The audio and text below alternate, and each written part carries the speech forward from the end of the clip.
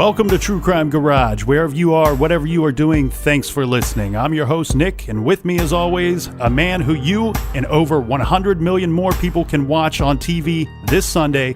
Ladies and gentlemen, Lady Gaga's least favorite backup dancer, the very light on his feet, the Captain.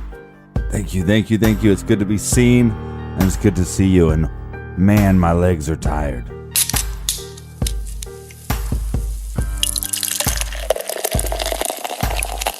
Today we are drinking Creme Brûlée by Southern Tier Brewing Company, garage grade 5 out of 5 bottle caps.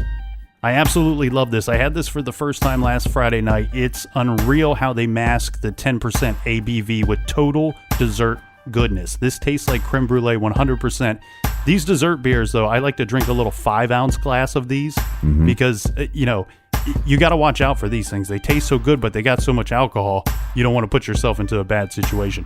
This, for me, Captain, might replace Lizard of Cause as my current favorite beer. And this week's beer is brought to us by the True Crime Garage Army. First up, we have Allie Joy and Elizabeth, both from Parts Unknown. Thank you, Allie Joy and Elizabeth. Next up, we have Melissa in Mint Hill, North Carolina. We also have Bradley, who is trapped in cubicle jail in Bloomington, Illinois. Bradley says, cheers, fellas. Thank you, Bradley. Let's stay in Illinois and say hi to Becky from Chicago. Becky wants us to cover a female serial killer case. We could do a Girls Gone Wild episode, Captain. We also have Shanna in Bastrop, Texas. She says she is just down the road from the Chainsaw Massacre grocery store. So, lucky you. And last but not least, we have Sarah from Olympia, Washington, who recommends some great beers to try. She recommends trying Dawn of the Red and Space Dust IPA. So thank you to everyone for buying the beer for this week's show. And if you want to kick in and buy for next week's show, go to TrueCrimeGarage.com and click on the donate button. Big happy birthday to Tony Stark on Twitter. Like your G. For all things social media, we are at True Crime Garage. And if you'd like to, go to our website, TrueCrimeGarage.com. Check out our blog post there. We post a blog for each and every case that we cover. You can leave your questions, comments, and theories there. And that's enough of the business. All right, gather around, grab a chair, grab a beer, and let's talk some true crime.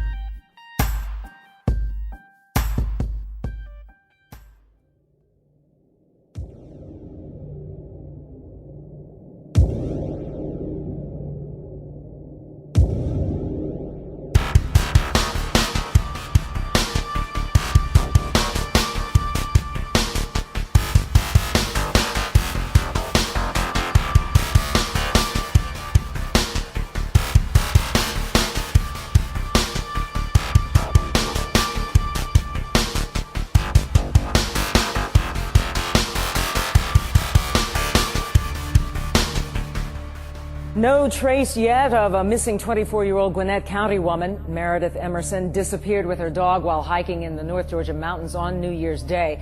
Now investigators are also looking for another hiker they call a person of interest in Meredith's disappearance. 11 Live's John Chiric is at Vogel State Park in Union County, where volunteers will return in the morning to continue their search. And John, you have some very latest information for us about that person of interest. Right, Brenda. This is a photo of the person of interest. The Union County Sheriff's Office released the photo and name of the person of interest within the past hour. He is Gary Michael Hilton of DeKalb County. Investigators want to talk with Hilton. They say they just don't know yet if Hilton had anything to do with Meredith Emerson's disappearance.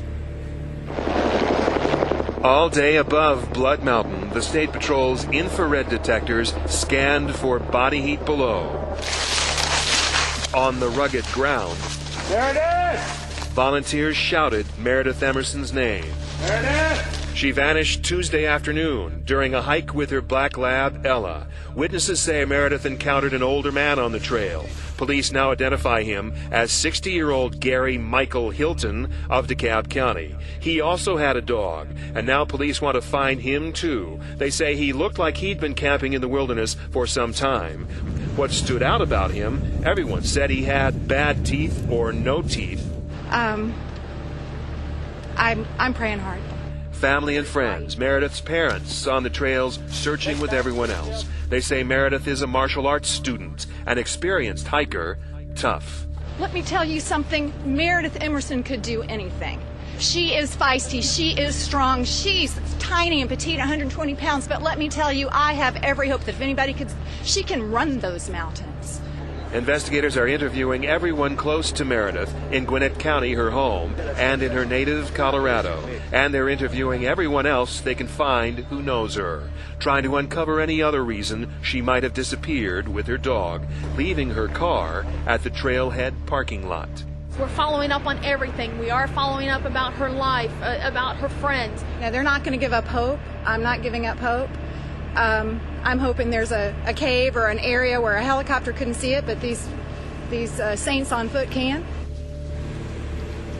The person of interest, Gary Michael Hilton, was driving, according to investigators, a Chevy Astro van, possibly with one of these two plates on it, a Georgia tag 76APZ or a Georgia tag AFQ 1310. Anyone with any information about Gary Michael Hilton or the van, the minivan, or these license tags should call the Union County Sheriff's Office. The number is 706-439-6038. Again, 706-439-6038. We'll have that phone number and the license tags on our website, 11alive.com. Brenda. John, of course, with this information, the police may, in fact, get the break that they need in this case. But let me ask you, we began this day, as you well know, with police just looking for a person of interest and some very sketchy details about it. How do we come to getting a picture of him and license plate ID and the driver's license number and all of that? How did that all come together? We asked that very question, and investigators do not want to go into details right now. They have 5 or 6 witnesses, they said, who saw a man that they now describe as this man. 5 or 6 independent witnesses. They came forward separately after news of this disappearance of Meredith Emerson came out. They said, we saw a man on the trail, and they described him, and they all give a similar description, which investigators say match this man. But how they were able to tie those descriptions to him, they're not saying just yet. All right. John Sherrick reporting from Union County there at the Search Command Center, and we'll continue to follow the story.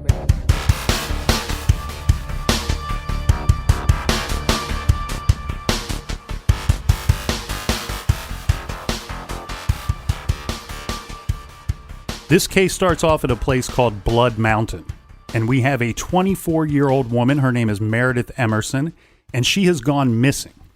Now, the way that this whole case starts off is we have New Year's Day, January 1st, 2008. Meredith Emerson is an active, smart young woman who often went on day hikes with her dog Ella, which is a black lab. Now, her roommate wakes up to a note on a chalkboard that simply says, took Ella, went for a hike. This is no big red flag here. This is nothing out of the norm.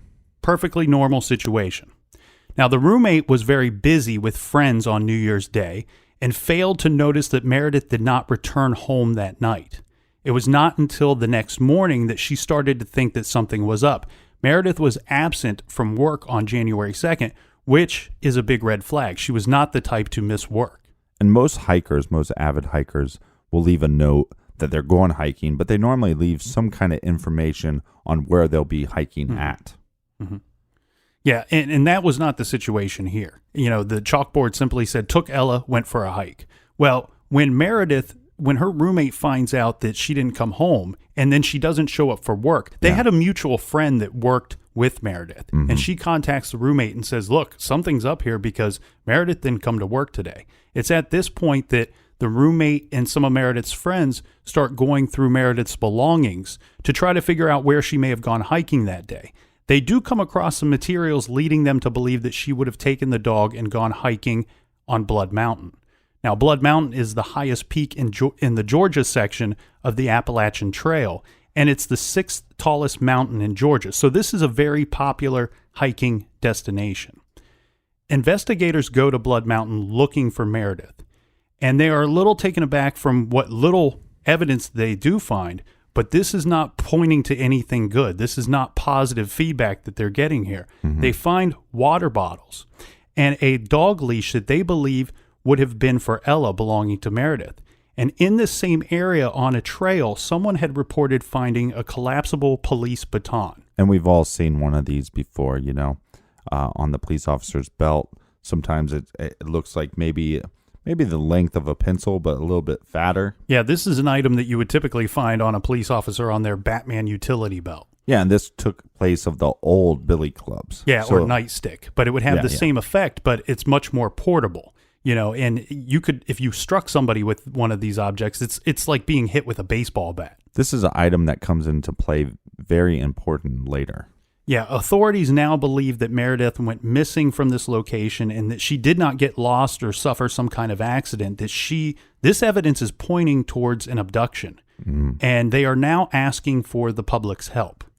Some reports start coming in of Meredith having been seen with a strange-looking, wiry old man, approximately 50 to 60 years old.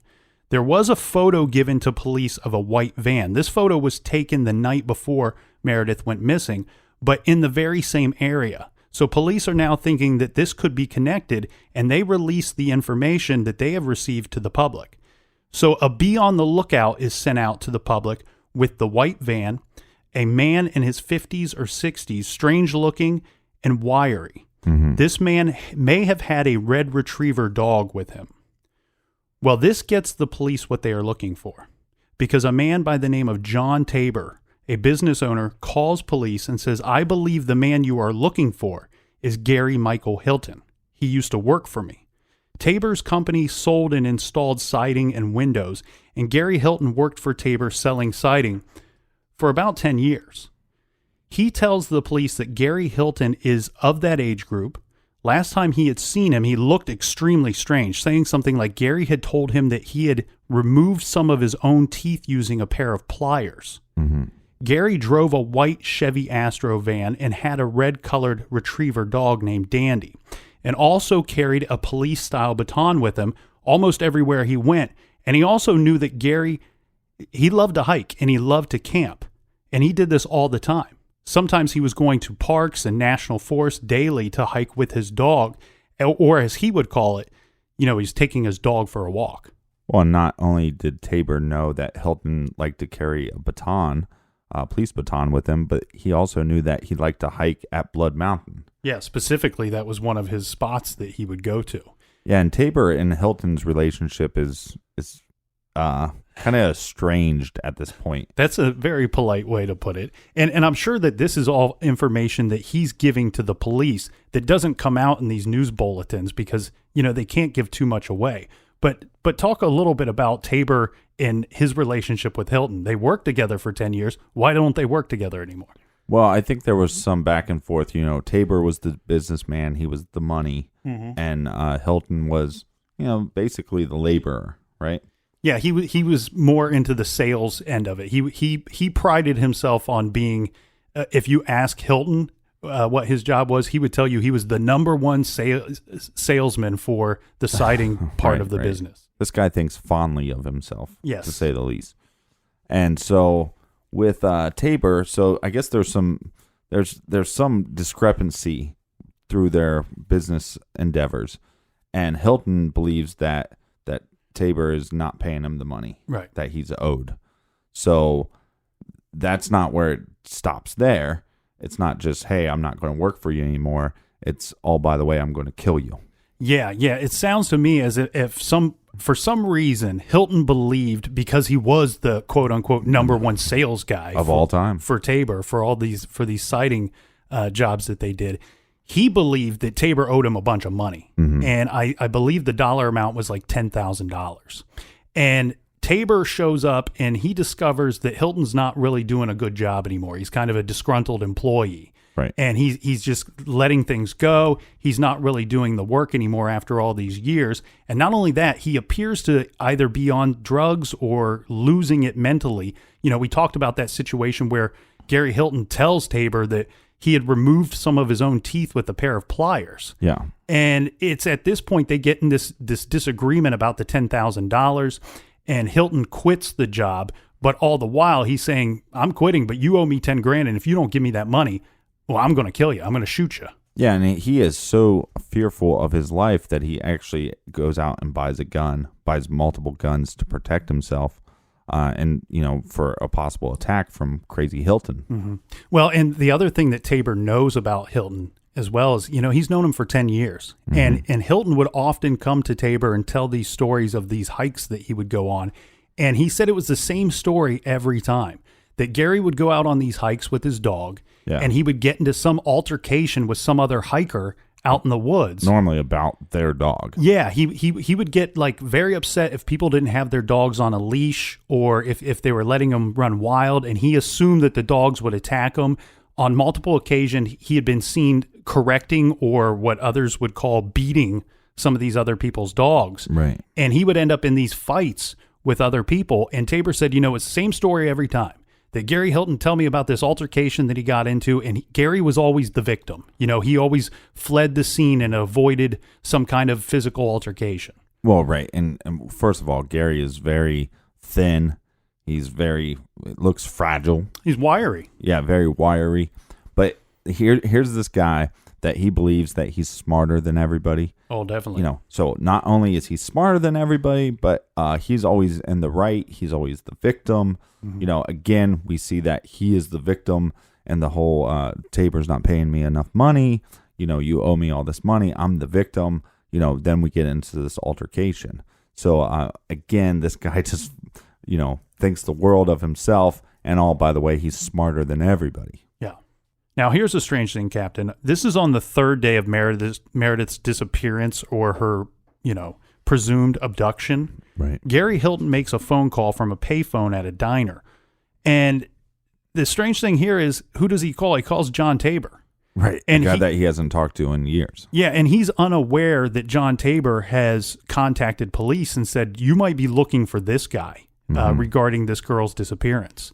And what he says to John Tabor is that he says, he wants to apologize to John for how he ended things with John in the company, and how he says he was sick for a while, but now he's much better and he's looking for work because he's broke. Mm-hmm. Well, Tabor here, he knows that the police are looking for Hilton because he tipped him off. Right. And Tabor's going to try to set a trap.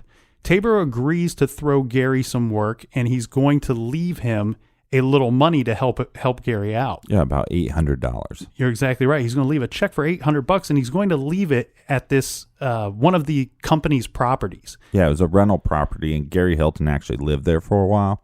So he figured, well, I'll lure him to the place that he's familiar with. Yeah, someplace that he's comfortable. And police go and they stake out this place. Mm-hmm. But of course, Gary never shows. And as this is all going down, we have a couple attempts being made to access Meredith's accounts using an ATM.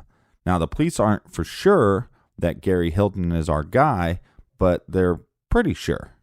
Yeah, they're looking for Gary. And as you had said, during this time, there's 3 attempts that we know of that someone tried unsuccessfully using her bank card.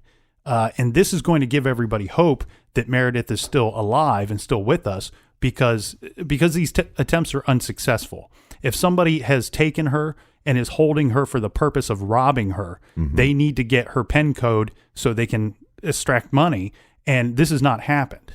Yeah, this is a weird thought to me, though, that people believe that she'd still be alive at this point because these attempts could be made after she passed away. I mean, you get a number or you don't get a number, but you have this card and then you're trying to make access. So I don't know what leads them to believe that she is still alive at this point. And I would agree with you. They probably have some information that we are unaware of because we've seen this in cases that we've covered and thousands of cases out there in the news that usually these bank cards are used after somebody's already been killed.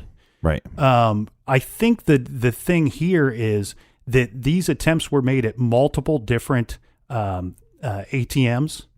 And I think the thought here is that maybe whoever had possession of this card and was trying to use it might be getting additional information from Meredith as these attempts progress. Right. Meaning you got to try it at this ATM, not that one. It won't work. Right. Or, I must have gave you the wrong PIN code. Maybe they're able to see that, they didn't type in 1, 2, 3, 4. They typed in 4, 3, 2, 1 the second time.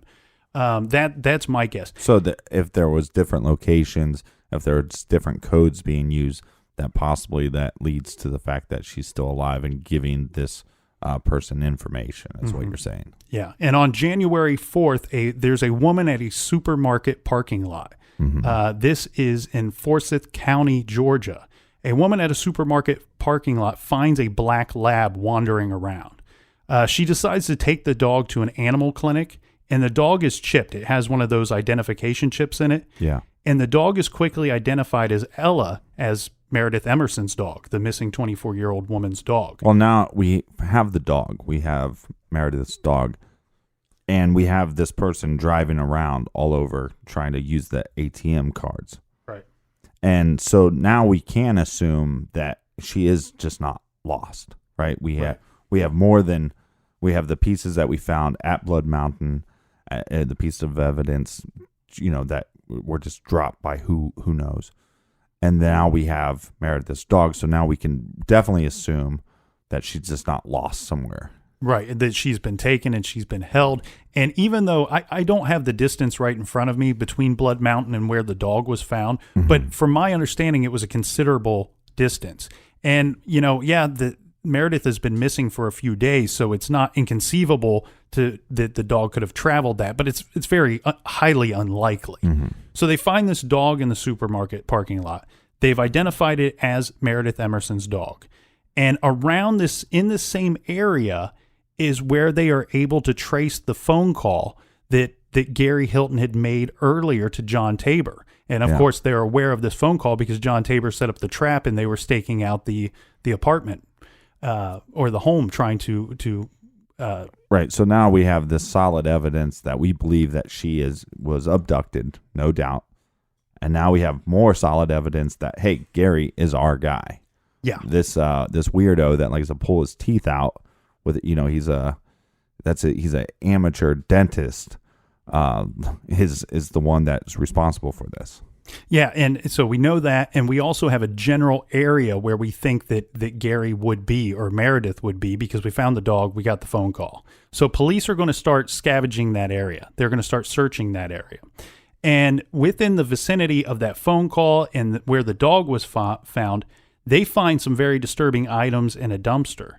They find Meredith Emerson's purse, they find her ID, and they find some bags with bloody clothing in them. There are 3 bloodied shirts that they find in these bags, all believed to be Meredith Emerson's. And I'm just wondering, because I hike, but not like, hike. I'll go to a local park and go on the trails and stuff like that. But it's always just, for a couple hours. I don't ever make a day of it. So I'm just wondering if maybe she packs a bag and that she'd have these clothes with her, maybe to change afterwards if she wants to go to dinner with friends or whatever, that she doesn't want to be in her sweaty hiking clothes. Or you're going to dress in layers because it is the wintertime. You might get warm as you're hiking and need to take layers off, or you may get cold, have to add layers, or it could rain. These hikers, I go out on day hikes, but I don't know what I'm doing. I'm so amateur. I don't bring any belongings or provisions with me. You're an amateur hiker, just like Hilton's an amateur dentist. That's right. I'm actually taking the dog for a walk. On this same day, on January 4th, this is around 8 p.m., they start getting some 911 calls. There's at least 2 calls that come in that are reporting that the person of interest in the missing Meredith Emerson case has been spotted, and he is at a Chevron gas station. We'll get to that phone call right after this quick beer break. And we're back. Cheers, everybody. So let's play the clip real quick of the 911 phone call. Okay, 911, what's the exact location? I have the person of interest in that missing woman case is at this Chevron gas station on Ashford Dunwoody. Chevron gas station at Ashford Dunwoody? Yeah. You said the van is there? The van is here. The dog is here, the red dog, and I saw the man's face, and I've been watching the news, and I know it's him. He's got a green long sleeve sweatshirt, and he's wearing a hat, and he's emptying all this stuff out of his van. Pillows and a blanket, and it looks like he's got a sleeping bag right now. Taking it all to the trash. It's definitely, and the dumpster is looking around like he is as guilty as sin. Okay, sir, and the dumpster is at the rear of the location? Yeah, the dumpster, well, it's kind of right in the front. It's right by the car wash. Okay. I can go take him down if you want. No, sir, stay right there. Okay. Okay, hold on, sir. He looks like he's finishing up. You guys got to hurry. He's got stuff in bags that he's emptied onto the ground, and he's taking load by load to the disturb behind the car wash. This is the third backpack we've seen him take to the dumpster. Oh, I'm just shaking. You guys, is there somebody en route? Yes, sir. Here we go. Here comes the cops. Yes. Yes. Police are there? Yes. Yes. They got him. They got him? I mean, they don't have him yet, but they're getting out. So they got him now. Here, 2 cruisers pulled up on him. 2 of the cab's finest. I love that 911 call. That's fantastic. They get the guy that they're looking for. We have a good Samaritan that calls in, spots the guy that they're looking for. Mm-hmm. They show up in time, thank God. The caller sounds a little hesitant, like, you know, this guy's he's almost done dumping his things. He's going to leave. If you don't get here soon, what's going to happen? This guy's going to get away, right? And he offers to go and take the dude down, to take him down. That's my favorite part. Well, he first says, "Hey, you want me to go get him?" Yeah. Which, I mean, the caller doesn't know that Hilton doesn't have his weapon of choice on him. But, like we said before, Gary Hilton seems like this little tiny wiry guy. So this caller's probably going, "Man, I can take him out." And then also, if you just know that this monster, that this heinous person is responsible for this 24-year-old female going missing, we don't know if she's alive or whatever, then the adrenaline kicks in because you want to help the police, the law enforcement in any way you can to maybe save this lady. Yeah. But the thing here is, though, the caller and we don't know what items he has in his van. I mean, yeah, and we don't even know if Meredith is in the van. Right, but you say without his weapon. Who knows what form of weapons he has in the van? So the right call is to tell the person not to go attack him. Here's the difference, I think, between you and I. I think I would be similar to the caller, where he's almost like asking for permission. Like, right. Can I go take him down? Is that allowed? Where I think I would ask for permission and offer my services. You would definitely ask for permission. I think the captain would take him down and then place the phone call. That's how I see it going down if you were at the Chevron station. It's possible. I mean, but this guy, he is wiry, but I'll post some pictures on him on the website and then on Instagram. But he's a weird looking dude. He's weird looking, and you said earlier fragile, and I think that he may appear fragile. Well, he's 61. Yeah, he may appear fragile because of his age. But I also want to keep in mind here his background, right? This guy is an avid hiker, and when he would go out hiking for hours, almost daily, and that takes a certain amount of endurance and a certain amount of. Well, look, man, I sit in a garage and I talk into a microphone. That's some heavy lifting. I think I can take this sucker down. No, but what a weird situation to be in with the caller, because you're hesitant. Should I take him down? And then you're fearful that this guy is going to get away. And yeah, we have him dumping. He said 3 backpacks of whatever. And to me, it's almost like now at this point, Gary Hilton knows that people are looking for him. Mm-hmm. He knows he's screwed. His name, his face is all over the place. Yeah. And it seems like he's just trying to dump evidence. Yeah. As much evidence as he can, he'll dump. And he probably has no clue that law enforcement already has the evidence that he dumped at the last dumpster. And the thing here too is that it doesn't come through real clear in the audio clip that we have, but you can hear the caller. He's kind of cheering on the situation. Like as he sees the cops showing up, you can hear him going like, yes, mm-hmm. We're going to get him. So I like that caller. So just like you hear the guy say, Gary Hilton is arrested.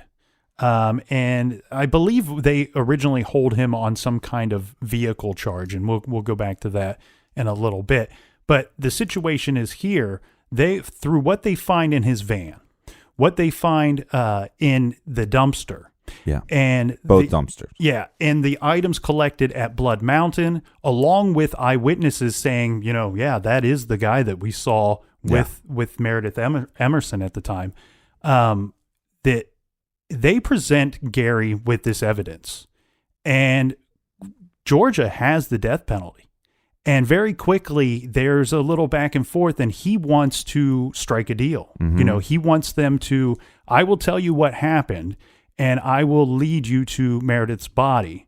Yeah, because he's claiming that, he killed her. Yeah, but you got to take the death penalty off of the table. And that's the agreement that they make. He's going to confess to it. He's going to lead him to the body. He's going to tell them what happened, and he's going to get life in prison with the possibility of parole, which seems extremely strange, but that is... Yeah, how does that work? You get life in prison I don't know if it, because these different sentences vary from state to state, and I don't know if that's like a mandatory life sentence in Georgia. Maybe most of them carry a life with the possibility of parole. I think all he was requesting was a life sentence, though, and for whatever reason, the laws that are set up there, he has to get life with the possibility of parole. That's weird. I think if I was the detective, I'd say, listen here, you scumbag, I'll find her, and I'm going to charge you with the death penalty, just to scare the piss out of him. Right.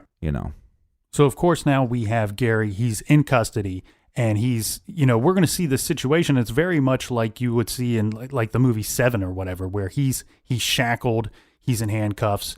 They're going to take him out so he can lead them to her body. Yeah, this gives a little closure to the family so they can bury her. And, and our hearts go out to her family and our friends. And it's a tragic situation anytime somebody's life is taken away from them, but also being this vibrant, smart, somebody that was really taking on life, taking life by the horns and wrestling with it and having such success, and to have that be cut so short. Well, and Meredith Emerson was a winner. We see this. She was somebody that worked hard. She was somebody that studied hard. She led an active life. She had lots of friends, loved ones. She was a winner, and she was senselessly taken down by a loser, basically. A guy that was... Not basically, I mean... Right. Yeah. I mean, well... Animal, savage... Loser. But to sum it up, douche canoe. In the shortest of terms, he's a loser that was out looking to rob somebody and looking to obtain an ATM card and drain as much money as possible. Right. And in the process, senselessly killed somebody. Yeah. And so then the cops are going to just want to know a little bit more about the actual details of the event, and that will happen during the confession. Gary Hilton told investigators that he targeted the 24-year-old woman because simply that she was a woman, that he had come across her or seen her on New Year's Day, and that they actually hiked for a while together, but he couldn't keep up with her. Yeah, so it's not very clear if Hilton went to Blood Mountain to abduct somebody or rob somebody or even murder somebody in this case, or if it was just an opportunity, as maybe he was walking the dog and then Meredith comes along and she is more of a petite girl. So I think maybe he thought, oh, well, with my knife and with my police baton, I can overpower her. Yeah. And it's, I don't know that I think it was more an opportunity situation that he probably was hiking and came across her. But he did say in one interview, this is a separate interview here, that he had said something I think he was on the lookout for a potential victim. Okay. Because he had said that he was broke. Right. He had $40 to his name and he only had a couple days worth of food. And so he knew he was going to have to go out and kill someone. Those are his exact words. So very much an opportunity type killing where he comes across this petite woman, like you said. I think one of her family members had said she was about 120 pounds.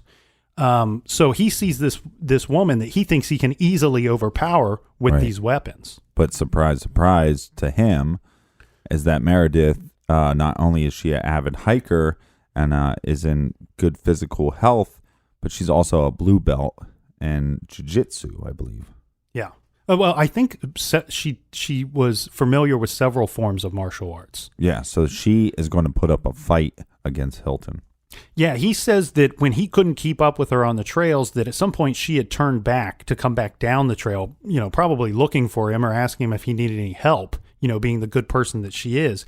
And when she comes back down, or she was just done with her hike and she was turning back around. When she comes back down the trail, he's waiting there for her weapons in hand.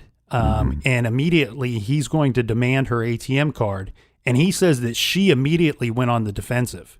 She grabbed the blade. He had a military-style knife. She grabbed the blade and the baton that Hilton had used to try to attack her. Yeah. And, he says that she didn't even seem... she wasn't scared at all to the fact of grabbing the weapons, right. Especially a knife. You see these situations in a horror film or whatever, when the attacker's coming with a knife, that you've got to gain control of that weapon. Right. But if that's something you haven't done multiple times, then obviously you're not going to know what to do. And so he quickly realizes that this girl knows what's up. Yeah. Yeah. He says that she wouldn't stop fighting him. She grabs the blade, she grabs hell no, you shouldn't stop the fighting. baton. You got this scary, freaky, skinny, stupid dude attacking you, and you got to fight for your life. And that's what she was doing. She's fighting him and she's yelling at the same time, which is exactly what you should do. So immediately he realizes that he needs to both gain control of her and silence her at the same time. And I wonder, with her having Ella, her dog, with her, if that was a hindrance on any, because, 61-year-old. So it's like you don't really have to fight him to win. You just have to fight him in order to get free so you can take off running. Right. And I just wonder if by having a dog, that is some kind of hindrance, Well, the fight takes them well off of this trail that they were on. And now they're basically in the woods and fighting. Yeah, I think he said at some point they're kind of like grappling, and due to the fighting, they actually went down a hill. And she actually gets both of his weapons away from him during this struggle.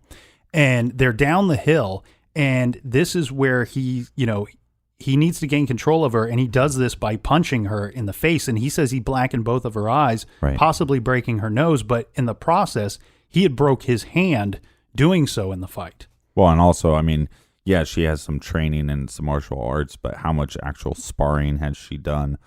I'm assuming not a lot. So, coming from any fighting background, once you get punched in the face, it kind of becomes a different thing, and you might not be used to that. And that kind of might have threw her off guard, and possibly even knocked her unconscious on some level. Mm-hmm. And I believe that had this been a scheduled fight, let's say, where he has no weapons, I think she would have got the upper hand on him. But I think because she was surprised and didn't expect to be attacked, that might have got the best of her in the end. And who knows, he may have gained control of her, not just by punching her, but he may have hit her with the baton by this point. Right. He says that once he gained control of her, he was able to calm her down by telling her that he just wanted her credit card and her PIN number. And now that he had control of her, he needed to avoid established trails, as he needed to lead her back down the mountain and with her dog, and get to his van, to his vehicle. And if you're in Meredith's shoes at this point, what the heck is going through your head? Because you just had this vicious altercation with this nut job, and now he's saying, I just need your debit card. Mm-hmm. But then why do I need to go back to your van? I think at this point, the wheels are turning on what is going to happen to me. Mm-hmm. Is it just a simple robbery? Is it just I say simple, but is it just a robbery? Is it just assault? Or now is this more? Because now I'm in this individual's vehicle. And the investigators and law enforcement say that Emerson, she bought herself 3 days by giving Hilton the wrong PIN number for her ATM card.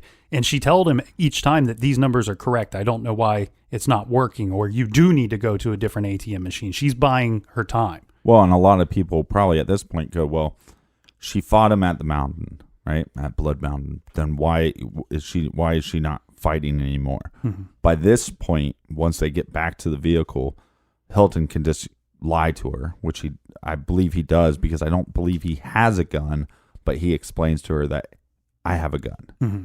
And by telling her that he has a gun, she now basically has to be submissive to him because she's afraid he's just going to pull a gun and shoot her.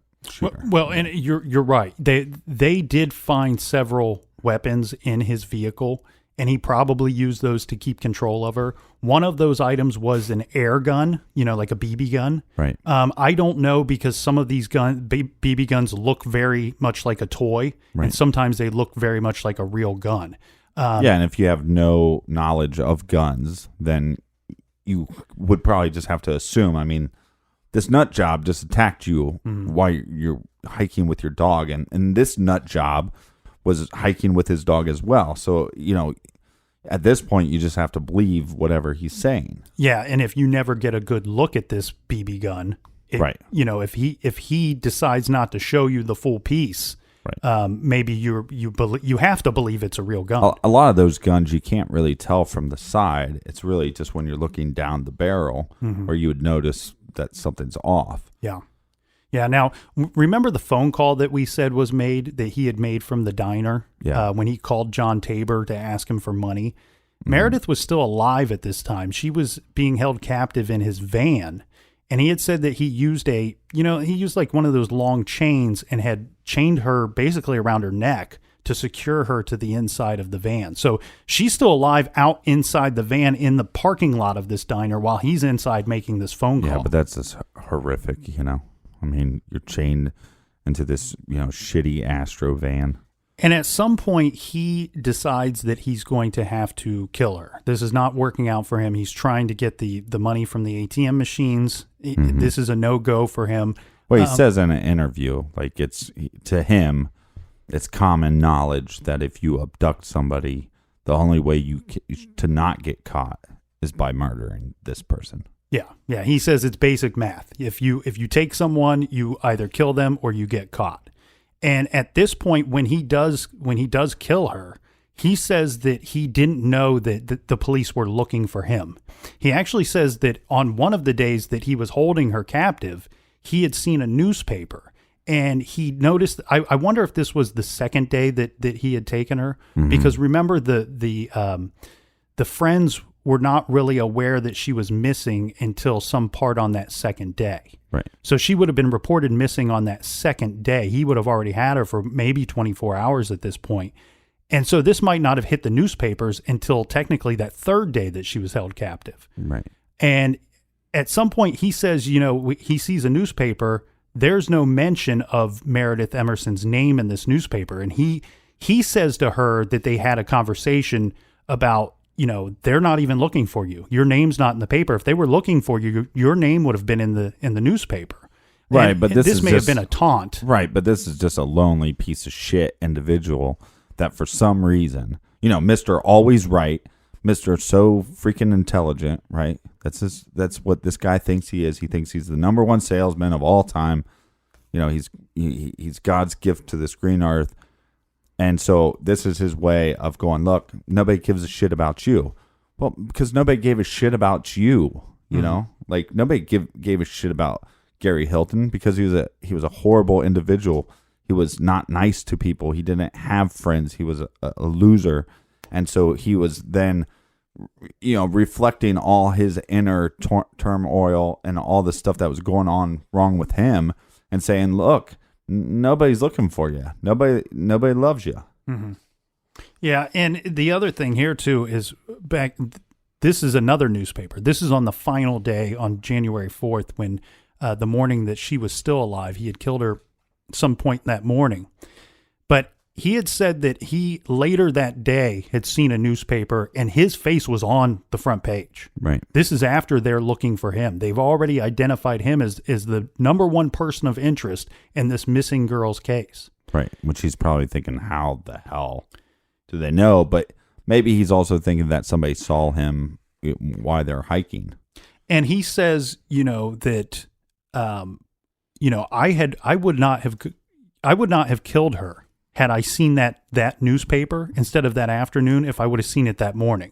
And again, it goes back to... he's just a fucking liar because he said earlier, it's simple math. You abduct somebody, then you kill them. But it's in that same interview that he says this is the reason for that. That had he seen that newspaper that morning, he would have realized he was already caught.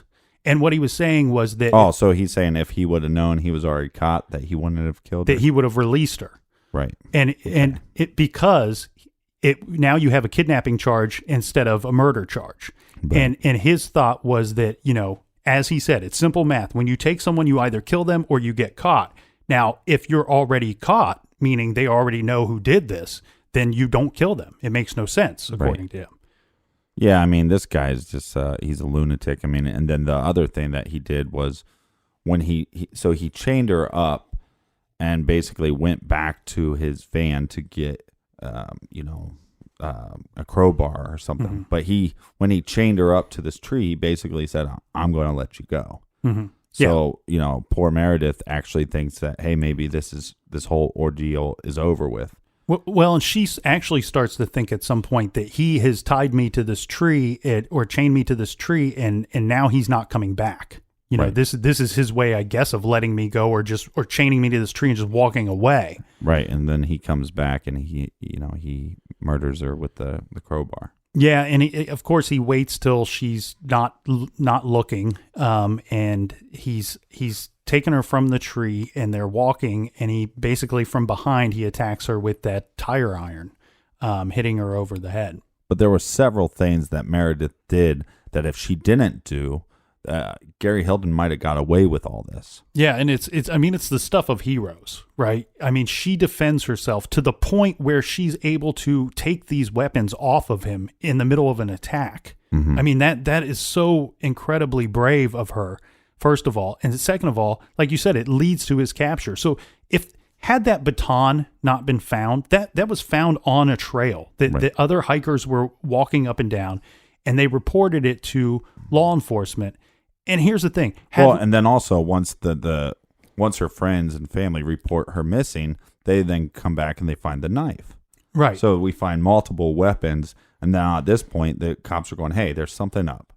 So then the cops then present that to the world, and because of the cops presenting that to the world, then we got the eyewitness or the lead from ex-employer of Hilton. And that leads to, people on the lookout for Gary in that area. Mm-hmm. Yeah. Had that baton not been found, think about this, because all they would have found in that situation would have been the water bottles and the dog leash, which doesn't immediately, it presents you that she's probably missing if those items belong to her. But as soon as you hear about a weapon involved, and then you see there were obvious signs of some kind of struggle, leaves and things were disturbed on the ground in this area where they had where fought one another for some time. And that baton's found, and that tips you off that we have a big problem here. I think it wasn't until later that they had found it was a bayonet or a knife of some form.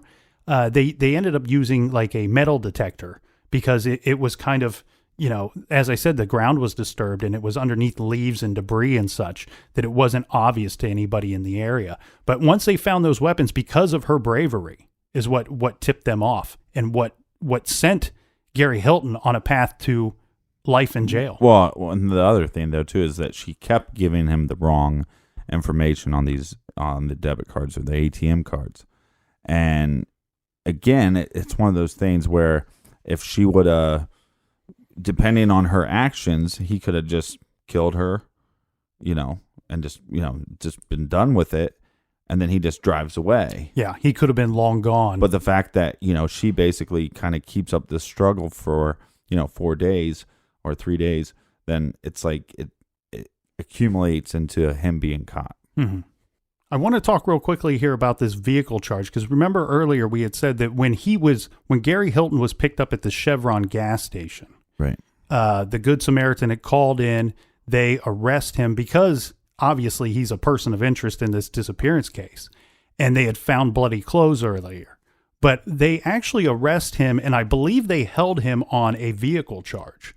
And I'm not 100% of understanding of this vehicle charge here, but I'll go through it best that I can. And the reason that I bring it up is because this has been a topic of discussion and a topic of ridicule regarding law enforcement, regarding the Gary Hilton case. Right. So before Meredith Emerson was abducted, Gary Hilton he had been pulled over, and he actually had a warrant out for his arrest at this point. Basically, what had happened was that he had illegally parked his van on federal property. This was probably at one of the national forest or state parks that he frequented. And they say that he had a warrant out for his arrest on this charge. What is probably most likely was that he was ticketed for a parking offense, and when he failed to pay the ticket or appear in court to contest the ticket, then he received a bench warrant for his arrest. That's what I'm guessing anyway. Well, it might not have came up in the system, just depending on what area. I mean, he might have had a warrant in a different county. Yeah.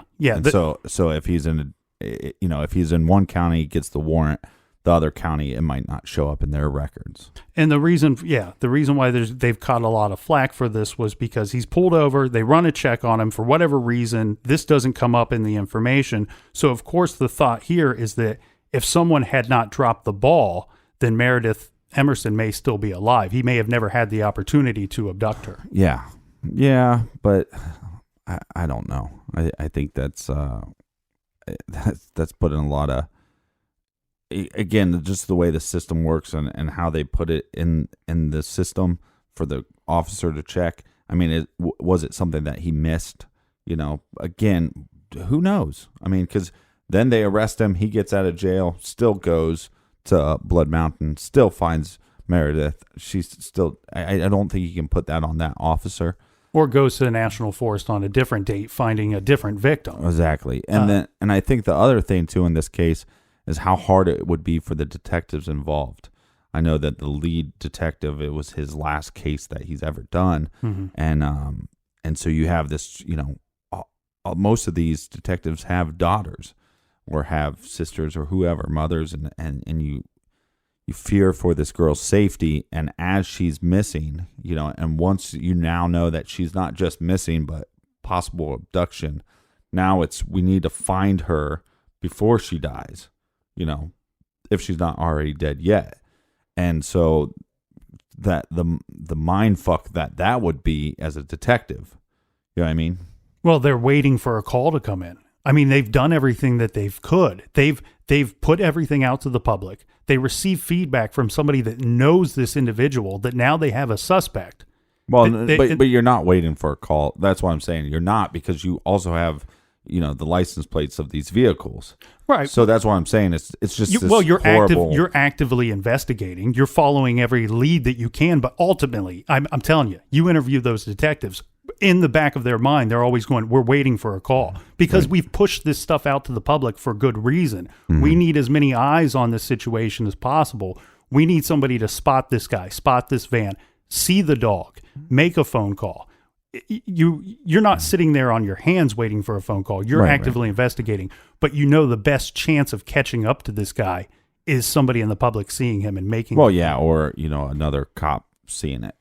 But the stress that would be, and then to find out when you do catch Hilton and he says, "Hey, well, look, I murdered her." I mean, and what the detective has to go through at that point.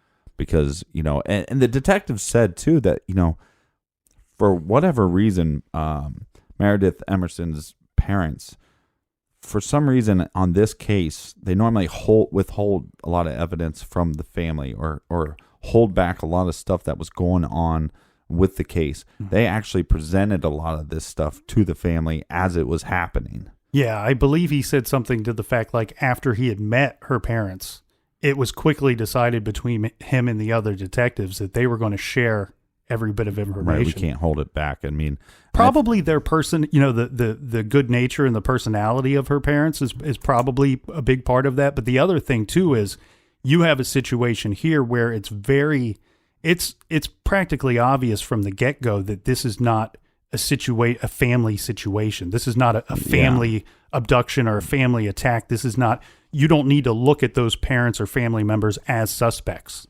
Yeah, and but I also think that in this situation, and just the little bit of background that we know of Gary Hilton at this point, I think it's like you're open and honest and forthcoming with information, knowing that the chances of this turning out well is probably not going to happen. Right. I mean, you're hopeful, but chances are it's not going to turn out well. So by sharing the information that you're learning with the family, you're almost preparing them for the worst outcome. Yeah, and I think that that's why they point out that anytime they got a hit on that bank card, was there was a little sign of hope, right. A little possibility. And, I don't want nobody wants there to be more victims or anything like that. But, the other strange, amongst all the other strange and cruel behavior in this case, but a strange thing to me was he let the dog go. The dog was just wandering around. And he says later in an interview, he couldn't bring himself to kill the dog. I mean, these psychopaths, they make little to no sense in most of these situations. Yeah.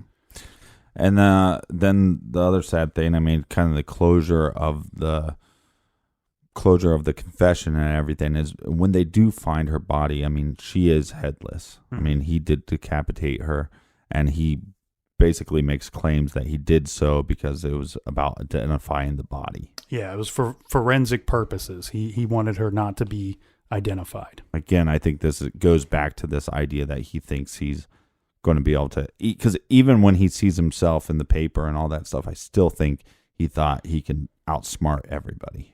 Yeah, I mean, he's driving around, he's dumping things in different dumpsters. He was making all the moves to get rid of the evidence, get rid of anything tying him to Meredith Emerson, and then get out of Dodge. And if that's not horrific enough, and all these little tiny events, all these little happenstance events that happen to lead to his capture. Meanwhile, as they're reporting that this girl is missing and possibly abducted, there's other law enforcement agencies out there going, wait, we have similar cases. Yeah. Now we have a missing person, we have bodies that we found, and they're starting to link, they're starting to question, I guess, is this the work of Gary Hilton? Yeah, you're exactly right. There are cases out there that have not just similarities, but strong similarities, almost the exact same MO. People that have gone missing in national forest, people that have been found in national forest, and they're going to use things that they find in his confession, as well as items that they find and evidence they find in his van that may lead them to other murder charges. Yeah, so the law enforcement at this point is going, we might have a serial killer on our hands and in custody. That's what we'll dive into tomorrow. What's the recommended reading for this week? This week we are recommending the Yosemite Murders by Dennis McDougal. This is a case that takes place on the other side of the United States in one of the biggest parks in the country. Mm-hmm. It's on the trail of murder and mayhem.